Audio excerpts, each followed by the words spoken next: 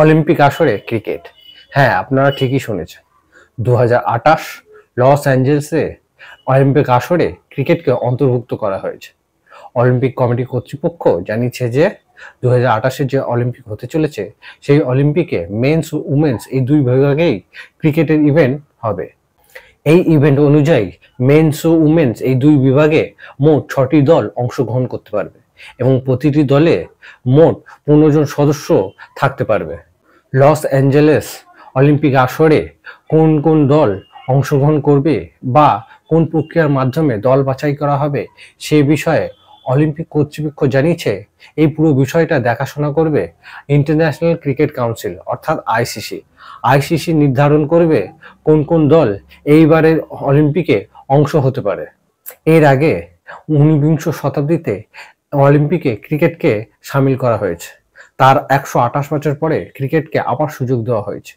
সেই কারণে আইসিসিকে অনেক মাথা ঘামাতে হবে যে এই 2028-এর অলিম্পিকে কোন 6টি দল অংশ হতে পারে।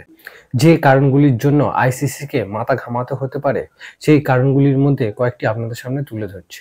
প্রথম কারণ হলো যে কোনো স্পোর্টস ইভেন্ট যখন কোনো দেশ আয়োজক হয় সেই দেশ সরাসরি সেই স্পোর্টসে অংশগ্রহণ করতে পারে। এটি একটি কারণ। যদি আয়োজক দেশ লস অ্যাঞ্জেলেস এতে সরাসরি অংশগ্রহণ করে তাহলে বাকি 5টি দল কারা হবে সেই বিষয়ে আইসিসিকে অনেক মাথা ঘামাতে হতে পারে।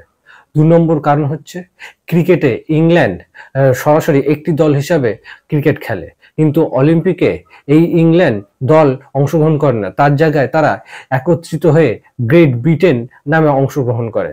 একই রকম ভাবে ক্যারিবিয়ান দ্বীপপুঞ্জগুলি একত্রিত হয়ে ওয়েস্ট ইন্ডিজ নামে ক্রিকেট খেলে, কিন্তু অলিম্পিকে এই ক্যারিবিয়ান দ্বীপপুঞ্জগুলি আলাদা আলাদা নামে অলিম্পিকে অংশগ্রহণ করে। এবং এটাও একটা বিষয় যে এখানে আইসিসি কিভাবে এই সমস্যার সমাধানগুলি করবে।